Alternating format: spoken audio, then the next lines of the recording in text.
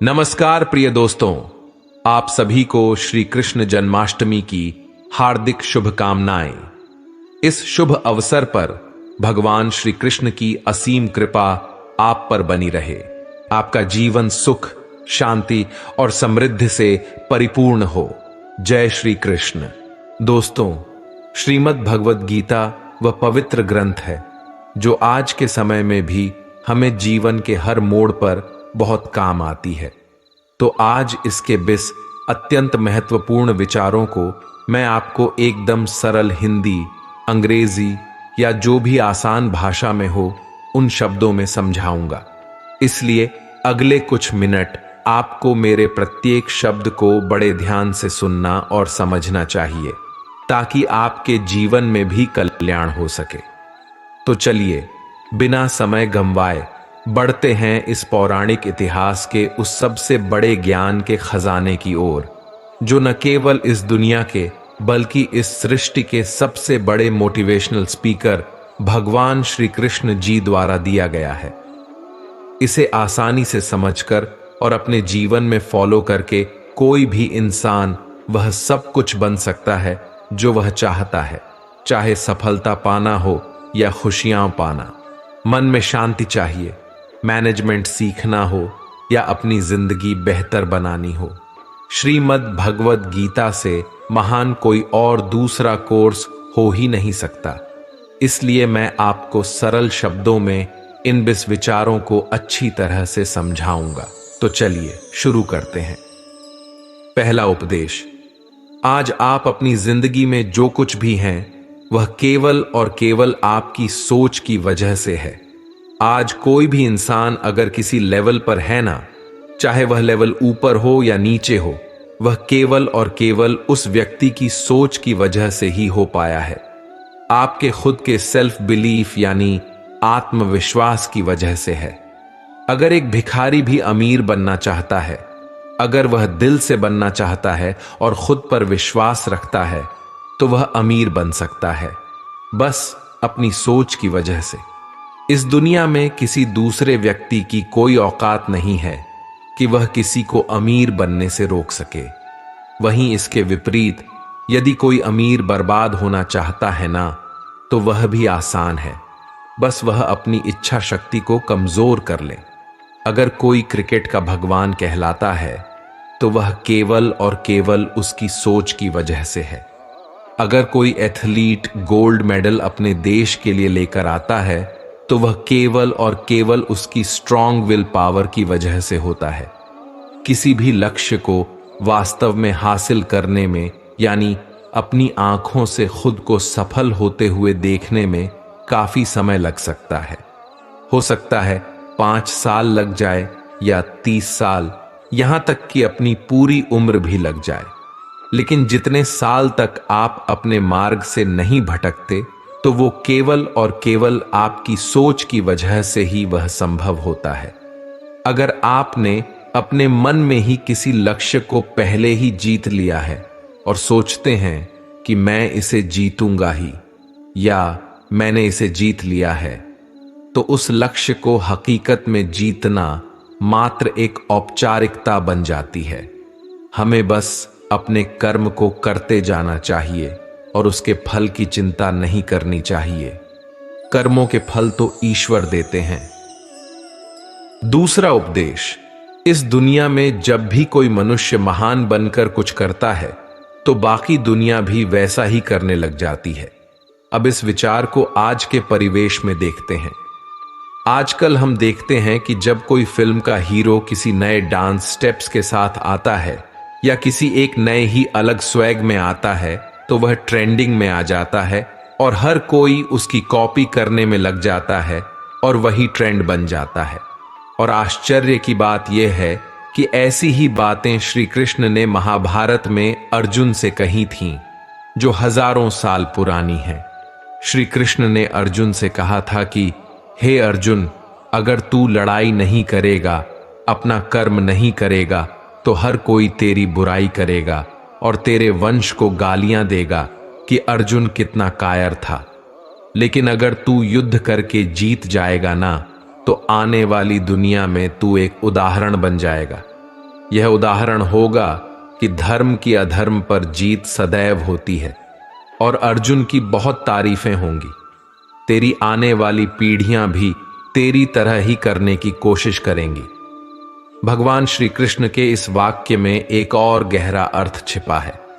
ध्यान से सुनिएगा। अगर आज आप अपनी जिंदगी में किसी ऐसे स्तर पर हैं जिस पर जाना किसी सामान्य इंसान के लिए आसान नहीं है, तो आपको अपने उस उच्च स्तर से इस दुनिया में एक ऐसा उदाहरण स्थापित करना होगा जिससे सबकी भलाई हो सके और सबको सही मार्ग दिखा सके। तीसरा उपदेश, खुश रहना या दुखी रहना आपकी खुद की मानसिक स्थिति होती है और इसका बाहरी दुनिया से कोई लेना देना नहीं है। आप खुशी और दुख को दो कुएं की तरह मान लीजिए और अब आपका निर्णय है कि आप किस कुएं में रहना चाहते हैं।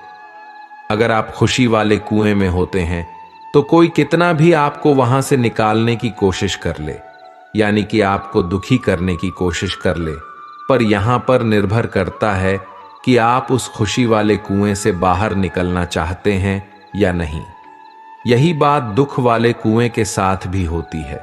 अगर आप दुख वाले कुएं में अफसोस करके बैठे हैं और आपने मान लिया है कि आपको तो दुखी ही रहना है, तो इस दुनिया का सबसे बड़ा मोटिवेशनल स्पीकर यानी श्री कृष्ण जी भी आपको मुस्कुराहट नहीं दे सकते। खुश रहना या दुखी रहना दोनों आपके चुनाव पर निर्भर करता है। आप जैसा रहना चाहते हैं वह आपकी मर्जी के अनुसार ही होगा। चौथा उपदेश, आपको हमेशा ध्यान में रखना है कि इस संसार में आप अपने आप को बेहतर बनाने के लिए आए हैं, कुछ बेहतर सीखने के लिए आए हैं, और जो ऐसा नहीं कर रहा है वह हर दिन मर रहा है। ईश्वर कहते हैं कि इंसान का नाश दो तरीकों से होता है। एक तो तब जब उसका शरीर बूढ़ा हो जाता है और रगों में खून दौड़ना बंद हो जाता है और दिल काम करना बंद कर देता है और अंततः उसकी मौत हो जाती है। वैसे इस बात को तो हम सभी जानते ही हैं। अब आपके मन में सवाल आता होगा कि दूसरी मौत कब होती है, तो इसे जानिए। इंसान का दूसरा नाश तब हो जाता है जब वह अपने मन से हार जाता है और यह मान लेता है कि मैं तो इस काम को करने लायक नहीं हूं। जब इंसान अपने आप को, अपनी समस्याओं को खुद की काबिलियत से बड़ा मान लेता है और सोचता है कि यह समस्या तो मेरे से बहुत बड़ी है, मैं इसका सामना नहीं कर सकता, और जब इंसान की हिम्मत मरती है तो वह इंसान एक जिंदा लाश की तरह हो जाता है।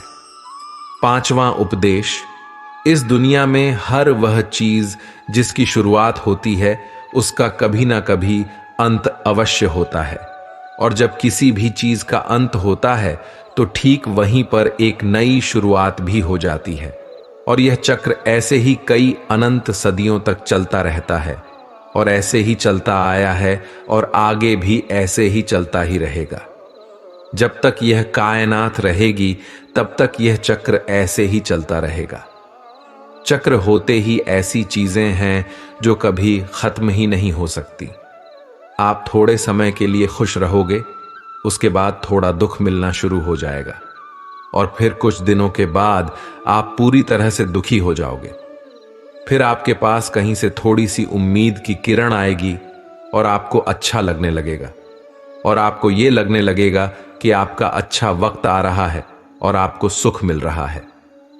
एक समय आने पर आपको वह खुशी भी एक चरम पर होगी, लेकिन दोस्तों वहां भी आप कुछ पल के लिए रुकेंगे।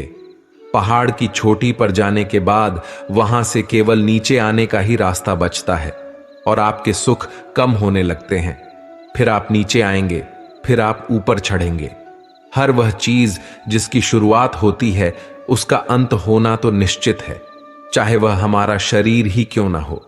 हर वह चीज जिसका अंत होता है उसकी कभी ना कभी शुरुआत अवश्य होती है।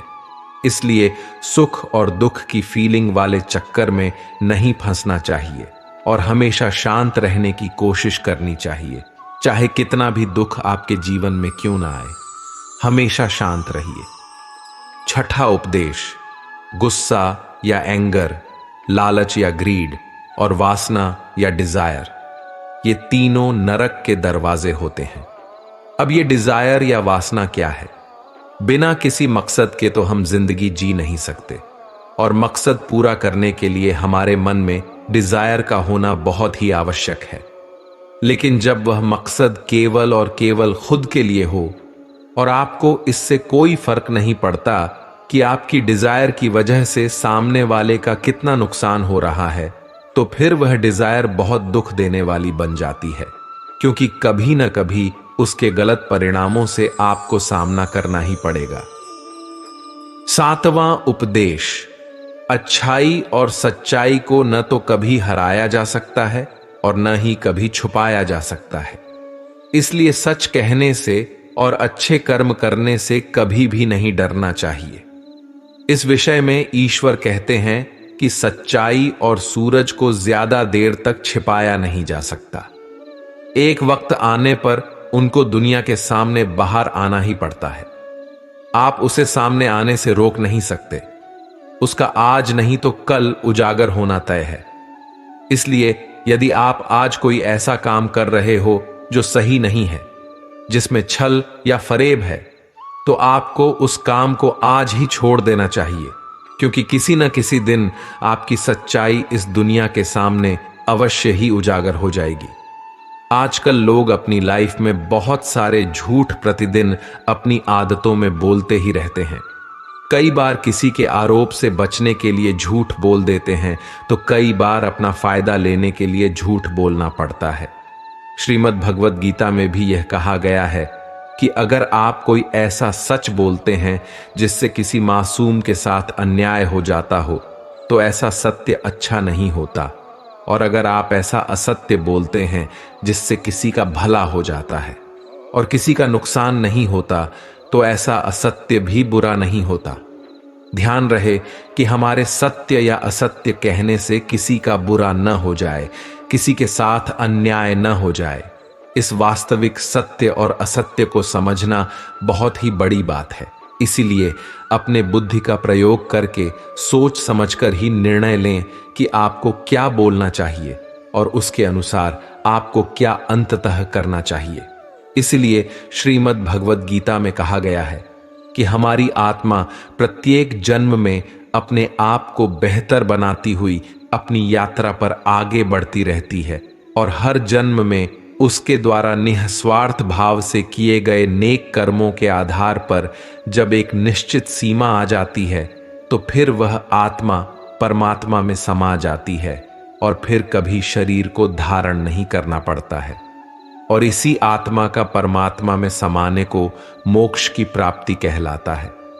हमारी जो उत्पत्ति हुई है, अगर उस परम पिता से हुई है जिसे हम भगवान, अल्लाह या किसी अन्य नाम से जानते हैं, तो यह सोचिए कि अगर आपको बनाने वाला वह ईश्वर इतना मजबूत है, तो आप कमजोर कैसे हो सकते हैं? आप भी तो उन्हीं का अंश हैं। तो इसलिए कभी भी अपने मन से हार नहीं माननी चाहिए। 8वां विचार, हमारे शरीर से बड़ी हमारी इंद्रियां होती हैं। हमारी इंद्रियों से बड़े हमारे विचार होते हैं। हमारे विचारों से बड़ी हमारी बुद्धिमत्ता होती है, और जो बुद्धिमानों से भी ऊपर होता है उसे ही आत्मा कहते हैं। यह सीख थोड़ी अलग लग सकती है आपको, लेकिन मैं आपको इस तरीके से समझाऊंगा कि यह आपको समझ में आ ही जाएगा और आप अपनी जीवन में इसे इस्तेमाल कर पाएंगे। श्री कृष्ण भगवद गीता में कहते हैं कि हमारा शरीर तो सबसे नीचा है, जो केवल अपने शरीर के बारे में और उसकी इच्छाओं और कामनाओं के बारे में सोचता है। उसका लेवल सबसे नीचा ही रहेगा। उससे ऊपर उठकर कोई इंसान अपने विचारों में अगर जीता है, तो वहां से चांस होते हैं कि वह कुछ ऐसा भी सोचे जिससे उसकी जिंदगी पूरी तरह से बदल जाए और वह कुछ बड़ा काम कर जाए। और जो विचारों से भी ऊपर उठकर इंटेलिजेंस वाले लेवल में आ जाते हैं, वह अपनी इंटेलिजेंस से अपने विचारों, अपनी कामनाओं और अपने शरीर, इन तीनों को अपने कंट्रोल में रख सकते हैं। और जो इस लेवल पर आ जाता है, जैसा कि श्री कृष्ण बोलते हैं कि कर्म तो कर लीजिए, लेकिन यह सोचकर के मत कीजिए कि मैं कर रहा हूं, बल्कि ये सोचिए कि भगवान कर रहे हैं। और अगर आप ऐसा सोचेंगे तो आप बुद्धिमत्ता के लेवल से भी ऊपर वाले लेवल पर चले जाते हैं। 9वां विचार, जीवन में कुछ भी अच्छा या बुरा बिना किसी कारण के नहीं होता। इसे एक कहानी से समझते हैं। एक समय की बात है, एक गांव में एक गरीब औरत रहती थी। जब उसे एक बच्चा हुआ तो वह बिल्कुल स्वस्थ था, लेकिन एक दिन किसी दुर्घटना की वजह से उस बच्चे की एक उंगली कट गई। उसकी मां बहुत दुखी हो गई और कहने लगी, मेरे बच्चे के साथ ही ऐसा होना था। वह हमेशा भगवान को इसके लिए कोसती थी। पता नहीं भगवान को मुझसे क्या दुश्मनी है जो मेरी ही बच्ची की उंगली काट ली। नाम समय बीतता गया। एक दिन उस गांव में एक साधु के वेश में एक मायावी राक्षस आया। वह राक्षस अपनी शक्तियां बढ़ाने के लिए बहुत सारे बच्चों की बलि चढ़ाने के लिए आया था। उसने उस औरत के बच्चे को भी किडनैप कर लिया। लेकिन जैसे ही वह उस बच्चे की बलि चढ़ाने लगा तो उसे अपने गुरुजी की बात याद आ गई, जिन्होंने उसे शर्त दी थी कि जिस भी बच्चे की तुम बलि चढ़ाओ उसके सभी अंग बिल्कुल सही होने चाहिए। जब उसे उस बच्चे की कटी हुई उंगली के बारे में पता चला तो उसने उसे जिंदा छोड़ दिया। तब उसकी मां को यह समझ आया कि जो भी होता है अच्छे के लिए ही होता है। यह कहानी हमें यही सिखाती है कि इस दुनिया में जो कुछ भी होता है, चाहे वह अच्छा हो या बुरा, वह कभी भी बिना किसी कारण के नहीं होता और वह अच्छे के लिए ही होता है। अब हम गुस्से से होने वाले नुकसान को समझते हैं। गुस्सा इस बात का सबसे बड़ा सबूत है कि हम कितना कमजोर हो गए हैं। सीधी सी बात है, जो इंसान बहुत ज्यादा गुस्सा करता है वह बहुत ज्यादा कमजोर होता है। वैसे अगर आपने किसी के अच्छे के लिए अपने गुस्से की एक्टिंग कर ली तो कोई दिक्कत नहीं, वह चलेगा। लेकिन यह बहुत बुरी बात है कि हमने इतना गुस्सा कर लिया कि अपनी बीपी हाई कर ली, आंखें लाल हो गईं, पसीना आ गया और हम अपने कंट्रोल से बाहर हो गए। हमने अपना आपा ही खो दिया। अब लालच के बुरे परिणामों को जानते हैं। सोने के अंडे देने वाली मुर्गी की कहानी तो आपने सुनी ही होगी। इस कहानी में एक मुर्गी सोने का अंडा देती थी, लेकिन एक दिन उसके मालिक को लालच आ गया और उसने सोचा कि अगर मुर्गी रोज अंडा दे रही है तो उसके पेट में न जाने कितने अंडे होंगे। उसने सोचा, मैं रोज रोज एक अंडा नहीं चाहता, मुझे बहुत सारे अंडे चाहिए। मैं आज ही इस मुर्गी का पेट काटकर सारे अंडे निकाल लूंगा। और अंत में क्या हुआ, मुर्गी मर गई और उसे अगले दिन से कुछ भी नहीं मिला। जितना वह रोज पा रहा था वह भी उसके लालच के कारण उसके हाथ से चला गया। इसलिए याद रखें, गुस्सा यानी एंगर, डिजायर यानी वासना और लालच यानी ग्रीड, ये तीनों नरक के दरवाजे हैं।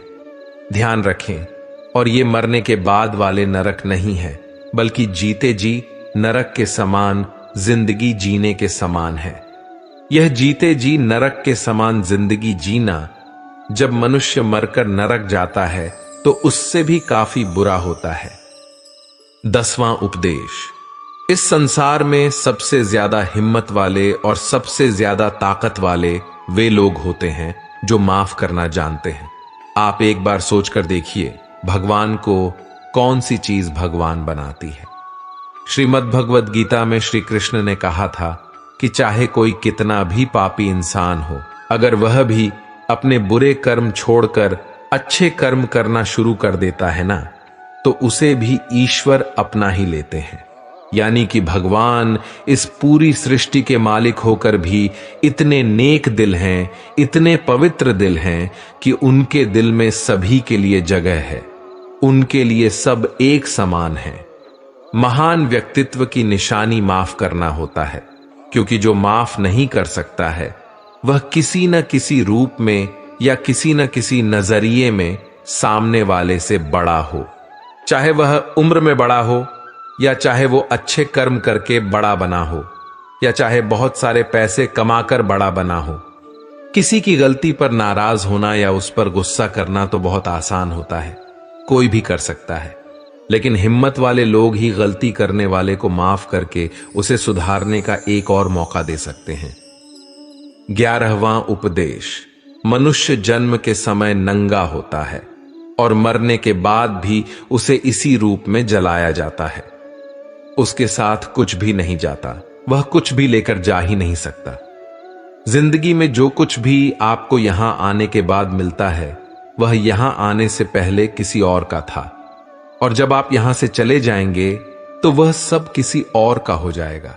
जो पैसा आज आपके पास है, जो नाम आपके पास है, जिस पोजीशन पर आप हैं, उस पोजीशन पर आपसे पहले कोई और था। आज भले ही आप वहां हैं, लेकिन कल को कोई और वह जगह आपसे छीन लेगा, और यही सृष्टि का नियम है। और यह भगवद गीता की सबसे बड़ी सीख है, जो आज हर एक पृथ्वीवासी को समझनी चाहिए। तो अगर बदलाव इस दुनिया का नियम है, तो फिर ऐसी कौन सी चीज है जो हमेशा के लिए रहती है? आखिर कोई तो चीज होगी जो आपके जाने के बाद भी इस दुनिया में रहेंगी ही। वह चीज है इंसानियत। इसलिए सबसे पहले आप एक अच्छा इंसान बने। हर एक मनुष्य उस परमात्मा का ही तो अंश है, और हमारे सीधे कनेक्शन उस परमात्मा से ही तो जुड़े हुए हैं। हमारी आत्मा कभी गलत नहीं हो सकती, पर हम शरीर के सुखों के लिए गलत कामों में लग जाते हैं, और उनका नतीजा भी गलत ही होता है। खैर छोड़िए, आज हमारे पास जो कुछ भी है, चाहे वह प्यार हो, कोई रिश्ता हो, पैसा हो या नाम हो, वह हमसे एक न एक दिन जरूर छिन जाएगा, दूर चला जाएगा। और यही सृष्टि का नियम है कि जो कल किसी और का था, वह आज आपका है। लेकिन आज जो आपका है ना, वह आने वाले कल में किसी और का हो जाएगा। 12वां उपदेश। लाइफ न तो पास्ट में है और न ही फ्यूचर में। अगर लाइफ है तो वह केवल वर्तमान में ही है। हम पास्ट को याद तो कर सकते हैं, और उसमें किए गए कर्मों के फल को हमें भुगतना तो पड़ता ही है। यहां तक कि आज की डेट में हम जो भी काम कर रहे हैं, उसके परिणाम हमें भविष्य में अवश्य ही मिलेंगे। इसलिए हमारा उद्देश्य होना चाहिए कि हम आज अपने वर्तमान में अपने कर्म करने में मन लगाएं, क्योंकि जो भी काम आज हम करते हैं, वह एक बीज की तरह ही होता है, और यह कर्म रूपी बीज जो है, वो भविष्य में पनपेगा ही। और यह निर्भर करता है कि वह बीज कैसा है, और उस कर्म रूपी बीज के अनुसार ही कभी कभी जल्द ही, कभी कभी थोड़ा लेट से उसका पेड़ बड्ढा होता है, लेकिन उस कर्म बीज से पेड़ अवश्य बनता है। इसलिए सदैव हमें अच्छे कर्म करने चाहिए। 13वां उपदेश। दूसरों की गुलामी करके खुश रहने की बजाय स्वयं को आजाद रखकर खुद के दुखों का सामना करना चाहिए, चाहे आपकी जिंदगी में कितने ही दुख क्यों न हो। भगवद गीता में गुलामी को मौत से भी बदतर या बुरा बताया गया है। इंसान किस किस का गुलाम नहीं है, वह अपने विचारों का, अपने दिमाग का गुलाम है। और यहां तक कि आज हम अपने मोबाइल फोन के भी गुलाम हो गए हैं। किसी के यहां गुलाम बनकर काम कर रहे हैं। दूसरों का साथ लेना और दूसरों का गुलाम बनना, इन दोनों के बीच एक पतली सी रेखा है, और इस रेखा के उस पार अगर आप चले गए तो समझो आप किसी के गुलाम बन गए। और वो रेखा है सेल्फ रिस्पेक्ट की, यानी कि आत्मसम्मान की। जब तक इंसान अपनी सेल्फ रिस्पेक्ट यानी आत्मसम्मान के दायरे में काम करता है, तब तक वह आजाद बना रहता है। लेकिन जैसे ही वह किसी के सामने इतना गिर जाता है कि उसका आत्मसम्मान समाप्त होने लगता है, तब उसकी जिंदगी में समस्याएं आने लगती हैं और वह गुलाम बन जाता है। इसलिए दूसरों की गुलामी में खुश रहने से बेहतर है कि आजाद रहकर खुद की समस्याओं का सामना किया जाए। 14वां उपदेश। आप हर काम करने के लिए स्वतंत्र हैं, लेकिन आपको कभी भी खुद को उस काम में मिलने वाली हार या जीत से बांधकर नहीं रखना चाहिए। यह एकमात्र ऐसी चीज है जिसे अगर इंसान समझ ले तो उसके सारे दुखों का अंत हो जाता है और वह बिना मार्ग भटके हुए मेहनत कर सकता है। और इस दुनिया में ऐसी कोई मंजिल नहीं बचेगी जिसे वह फिर हासिल ना कर सके। और सबसे शानदार बात यह होगी कि बहुत कुछ प्राप्त करने के बाद भी उसे कभी घमंड नहीं होगा। आपका कभी भी किसी काम को करने का उद्देश्य यह नहीं होना चाहिए कि अगर मैं यह काम कर लूंगा तो मुझे यह फल मिलेगा। ज्यादातर लोग यह सोचते हैं कि हम मेहनत तो करते हैं, लेकिन उस मेहनत से ज्यादा हमारे मन में किसी चीज को पाने की कामना होती है। हम हर वक्त यह सोचते रहते हैं कि मैं इतनी ज्यादा मेहनत कर रहा हूं तो मुझे तो सफलता मिलेगी ही मिलेगी, मुझे सफलता मिलने ही चाहिए। हमारी उम्मीदें इतनी ज्यादा हो जाती हैं कि हमारी मेहनत ही कम पड़ने लग जाती है। लेकिन अगर आप अपने काम में सफल नहीं हो पाते तो एक बात आपको अवश्य याद रखनी चाहिए कि अगर आप इस काम में सफल नहीं हुए हैं तो कोई ना कोई और इस काम में सफल अवश्य हुआ होगा, क्योंकि उसने आपसे ज्यादा मेहनत की होगी। और अगर वह सफलता उसे न मिलकर आपको मिल जाती तो उसके साथ अन्याय हो जाता, क्योंकि उसने आपसे ज्यादा मेहनत की है, क्योंकि उसके कर्म आपसे ज्यादा संघर्षशील रहे हैं। और जिस दिन आपके कर्म सबसे ज्यादा संघर्षशील बन जाते हैं उस दिन आपको भी सफलता अवश्य ही मिल जाएगी।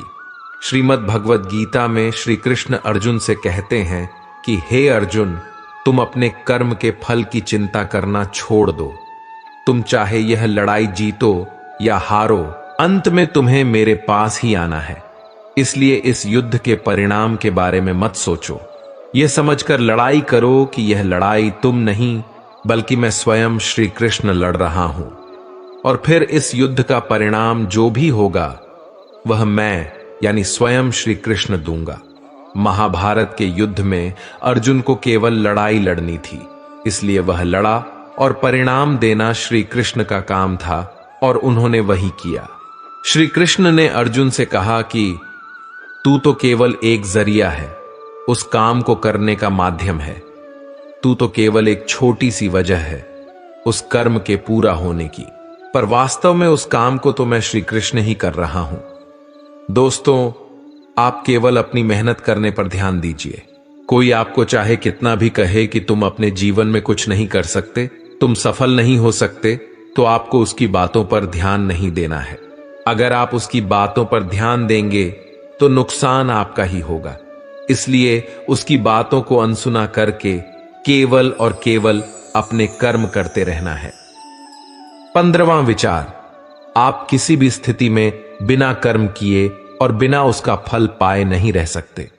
ऐसा हो ही नहीं सकता कि इंसान का शरीर एक सेकंड के लिए भी बिना कर्म किए रह सके। ऐसा हो ही नहीं सकता कि सृष्टि का कोई भी कण एक सेकंड के लिए भी बिना किसी कर्म के रह सके। कर्म करना हमारे जीवन का हिस्सा है। अगर हम सोचते भी हैं ना, तो भी हमारा दिमाग नहीं सोता। हम सांस लेते हैं, सपने देखते हैं। हमारे शरीर के हर अंग में करोड़ों की संख्या में सूक्ष्म कण हमारे काम करने में लगातार लगे रहते हैं। अपने कर्म करने से हम कभी भाग नहीं सकते, और यह ईश्वर का भी कहना है कि हमें कभी भी अपने कर्म में बंद करके नहीं रहना चाहिए। समझ नहीं आया? देखिए, हम ना तो किसी भी पल कोई काम किए बिना रह सकते और ना ही हमें कर्मों से भागना चाहिए। आसान शब्दों में यह है कि हमें जो भी करना है यह मानकर करें कि करने वाला मैं नहीं, बल्कि इसे करने वाला तो ऊपर वाला ईश्वर है। मैं तो सिर्फ इस कर्म को पूरा करने का एक माध्यम मात्र हूं, कठपुतली की तरह। इसे करने के लिए यह काम मैं नहीं कर रहा हूं, बल्कि यह काम मेरे द्वारा स्वतः हो रहा है, यानी मेरे द्वारा कराया जा रहा है। और जब हम इस तरह से सोचने लगेंगे तो हमें कभी कोई भी दुख नहीं होगा, हमें कभी अफसोस ही नहीं होगा और कभी घमंड भी नहीं होगा। 16वां विचार, यदि आप जिंदगी में मन से कुछ पाना चाहते हैं तो इसके लिए आपको संघर्ष तो करना ही पड़ेगा। अगर आप संघर्ष नहीं करना चाहते हैं तो आपको इस बात का दुख बिल्कुल भी नहीं होना चाहिए कि आपको तो वह सब प्राप्त नहीं हो सका जो आप हासिल करना चाहते थे। आपको अपने साथ हुए परिणामों को स्वीकारना ही होगा। वहीं दूसरी ओर, अगर आपको अपने कर्मों का अच्छा परिणाम चाहिए या आपके लिए अपनी जिंदगी में कुछ हासिल करना बहुत आवश्यक है, तो फिर आपको यह नहीं देखना है कि मेहनत करने का सही समय कौन सा है। आपको भूख, प्यास, नींद गर्मी या सर्दी का ध्यान नहीं रखना चाहिए। अगर आप जिंदगी में कुछ पाना चाहते हैं या किसी लक्ष्य को दिल से पाना चाहते हैं तो इसके लिए आपको संघर्ष तो करना ही पड़ेगा। अगर आपके अंदर संघर्ष करने की इच्छा नहीं है तो फिर आपको जितना भी मिले, कम या ज्यादा, उसका सामना करने के लिए तैयार रहना होगा। आपको इस बात का साहस होना चाहिए कि जो भी दुख या परेशानी आए उसे सहन कर सकें, क्योंकि यह तो आपकी जिंदगी है। आपकी मेहनत ही आपके सपनों को पूरा करने की कुंजी है। यदि आपने मेहनत नहीं की, संघर्ष नहीं किया, तो परिणाम स्वरूप आपकी स्थिति वही रहेगी जैसी तब थी जब आपने सपना देखना शुरू किया था। आपको अपने सपनों के लिए हर हाल में संघर्ष करना ही होगा। 17वां उपदेश। दोस्तों, आपकी जिंदगी केवल तब बदल सकती है जब आप अपने सोचने का तरीका ही बदल लेते हैं। जब आप एक अलग तरीके से सोचते हैं, उन सब चीजों को ध्यान में रखते हैं जो आज आपके पास में है। केवल आपका खुद को अलग देखने और अलग सोचने का तरीका ही आपको इस दुनिया में सबसे अलग बना सकता है। हम सब अपनी लाइफ में बहुत कुछ करना चाहते हैं। हम सब सपने देखते हैं कि मेरे पास करोड़ों रुपए हों। हम सब चाहते हैं कि काश मेरे पास एक शानदार बड़ी सी कार हो, काश मेरे पास बहुत ही प्रॉफिट देने वाला बिजनेस होता। ऐसा सोचना बहुत अच्छी बात है। सोचिए, हर किसी को हक है। सोचते हैं, अगर आप एक अच्छी कल्पना कर सकते हैं तो यह इस बात का बहुत बड़ा सबूत है कि आप जिंदा हैं और अपनी जिंदगी जी रहे हैं। आपको अपने बड़े बड़े सपनों के साथ अपना सोचने का तरीका भी बदलना पड़ेगा। अगर आपको वे सभी चीजें हासिल करनी हैं जो आज तक आप हासिल ही नहीं कर पाए हैं, तो आपको कुछ ऐसा करना पड़ेगा जो आज तक आपने नहीं किया है। अगर आप वही सोचते रहेंगे और वही करते रहेंगे जैसा आप आज तक करते आए हैं, तो आपको इस बार भी वही मिलेगा जो आपको आज तक मिलता आया है। कुछ अलग पाने के लिए कुछ अलग करना पड़ता है। आपका अपनी परिस्थितियों को देखने का अलग नजरिया और अपने काम करने का एक अलग विशेष तरीका ही आपको एक विशेष और महान इंसान बना सकता है। 18वां उपदेश। चाहे कोई भी काम हो, वह अच्छा हो या बुरा, केवल और केवल एक ही कारण से होता है कि उस काम को करने के पीछे आपका इरादा क्या है। आप उस काम को क्यों करना चाहते हैं? विचार करें कि कहीं आप उस काम को केवल अपने स्वार्थ को पूरा करने के लिए तो नहीं कर रहे हैं, या फिर आप उसे किसी और का भला करने के लिए कर रहे हैं। काम भले ही एक हो, लेकिन उसका परिणाम इस बात पर निर्भर करता है कि आपका उद्देश्य सही है या गलत। महाभारत के युद्ध में लड़ाई तो पांडव भी लड़ रहे थे और उसी लड़ाई को कौरव भी कर रहे थे, पर दोनों के उद्देश्य बिल्कुल अलग अलग थे। एक तरफ पांडव धर्म के लिए युद्ध कर रहे थे, वहीं कौरव अधर्म के लिए लड़ रहे थे। दोनों एक ही मैदान में थे और दोनों ही अपनी संपूर्ण शक्ति और कौशल से एक दूसरे से लड़ रहे थे। काम एक होने के बावजूद भी, मेहनत एक होने के बावजूद भी कौरवों को हार मिली और पांडवों को जीत। इस हार और जीत का कारण केवल एक ही था, इरादा।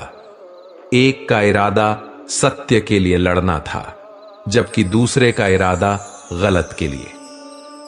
19वां उपदेश। क्या हम अपने मन को गुलाम बना सकते हैं? हमें लगता है कि मन को गुलाम बनाना काफी मुश्किल होता होगा, लेकिन भगवान श्री कृष्ण कहते हैं कि इस दुनिया में ऐसा कुछ भी असंभव नहीं है और हम अपने दिमाग को, अपने विचारों को और अपने आप को खुद के वश में कर सकते हैं, बशर्ते अगर हम ऐसा करना चाहें तो। अगर हम इसका अभ्यास करते रहें तो हम अपने मन को काबू कर सकते हैं। जब श्री कृष्ण अर्जुन से कहते हैं कि हे अर्जुन, तुझे अपने मन को काबू में रखकर अभी केवल और केवल अपने युद्ध पर ध्यान देना चाहिए, तो अर्जुन इस पर सवाल करते हैं, हे कृष्ण, आपने तो कह तो दिया कि यह मन हर बीमारी और सभी दुखों की जड़ है, पर ऐसा तो हो ही नहीं सकता कि इंसान अपने मन को पूरी तरह से अपने काबू में कर ले। तो फिर ऐसा कौन सा तरीका है जिससे मैं अपने मन को काबू में कर सकूं? तो भगवान श्री कृष्ण जवाब में कहते हैं कि दुनिया में ऐसा कोई काम नहीं है जिसे इंसान नहीं कर सकता। असंभव कुछ भी नहीं होता। प्रयास से हर काम को सफल बनाया जा सकता है। अगर कोई किसी पहाड़ पर विजय प्राप्त करना चाहता है और अगर वह ऐसा एक बार में नहीं कर पाता, तो उसे अपनी कोशिश जारी रखनी चाहिए, रोकनी नहीं चाहिए। अगर आप किसी काम में असफल हो रहे हैं और अगर आपको उसमें सफलता प्राप्त करनी है, तो आपको अपने असफल होने की दर को बढ़ानी चाहिए। एक महान इंसान ने कहा है कि आपको केवल इस बात से मतलब रखना चाहिए कि अगर मुझे पहाड़ पर चढ़ना है ना, तो मुझे बस चढ़ना है। आपको इस बात से मतलब नहीं रखना है कि आपको 10 बार प्रैक्टिस करनी पड़ेगी या 100 बार या 1000 बार आपको चांस लेना पड़ेगा। अगर आपको चढ़ना है तो मतलब चढ़ना है। और जब आप प्रैक्टिस करेंगे तो ये मन के विचारों वाले पहाड़ है ना, उसको भी आप काबू कर ही लेंगे। श्री कृष्ण कहते हैं कि अभ्यास से सब संभव है, चाहे वह कोई काम करना हो या मन को काबू में रखना हो। 20वां उपदेश। इस दुनिया में सबसे शांत इंसान केवल वह है जिसकी बुद्धि और आत्मा दोनों की सोच एक समान हो जाती है। जिसके दिमाग और दिल दोनों एक ही पक्ष में हो, वह इंसान हमेशा खुश रह सकता है। लेकिन हां, वह इंसान कभी खुश नहीं रह सकता जिसके विचारों में बहुत सारी कामनाएं होती हैं। और जब ये कामनाएं किसी कारणवश पूरी नहीं होती, तो उस व्यक्ति के मन में क्रोध पैदा हो जाता है कि मेरा ये काम तो नहीं हो पा रहा। अगर आप अपने मन को स्वयं के नियंत्रण में रख लें, तो आप वह सब कर सकते हैं जो आप करना चाहते हैं और जो वास्तव में सही है और आपको मन की संतुष्टि देता है। ऐसे में आप सदैव अपने मन को खुश रख पाएंगे। हमारा मन अगर अशांत रहता है, तो इसका सबसे बड़ा कारण यह है कि हम बहुत सारी इच्छाओं के पूरे होने की शर्त पर अपनी खुशियों को बांध कर रखते हैं। हमारी यह सोच होती है कि जब हमारी इच्छाएं पूरी होंगी तभी हम खुश हो पाएंगे। अगर हमारे मन में यह सवाल है कि खुशियां क्या हैं, तो इसका जवाब होना चाहिए कि खुशियां केवल हमारी मानसिक अवस्था होती हैं। इसलिए ही तो भगवत गीता में कहा गया है कि जो आपका मन करे वही कीजिए। अगर आपका मन करता है कि आप खुले आसमान में उड़ान भरें, तो उड़ान भरिए ना। अपने मन में आने वाले विचारों को दिल से एक होने दीजिए, उन्हें कभी भी बंधनों में मत बांधिए। दोस्तों, अगर इस वीडियो से आपने कुछ भी सीखा हो तो इस वीडियो को एक लाइक कर दीजिए और इस चैनल को सब्सक्राइब कर दीजिए और कमेंट में जय श्री राधे कृष्ण अवश्य लिखिए। आपका भला हो। धन्यवाद।